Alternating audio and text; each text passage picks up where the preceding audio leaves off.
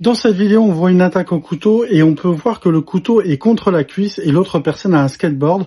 Il va prendre cette distance et va surtout s'éloigner un petit peu de l'agression. Mais quand on voit que l'autre est menaçant avec son couteau, il n'hésite pas.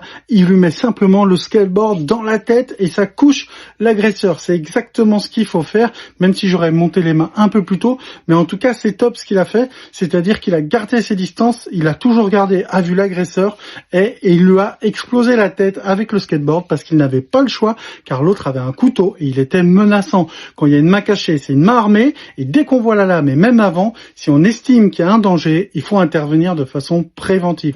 Alors bien sûr, souvent la loi on dit qu'il faut répondre à une agression, mais quand il y a un couteau et surtout quand il est visible, il faut pas hésiter, 1, à s'enfuir et 2, si on n'a pas le choix, à frapper fort avec une arme par destination. Si t'aimes mon contenu et si tu veux que j'analyse encore plus de vidéos d'agression comme ça, n'hésite pas à commenter, à liker et à repartager cette vidéo car mon but est ensemble qu'on apprenne un peu plus tous les jours à se défendre.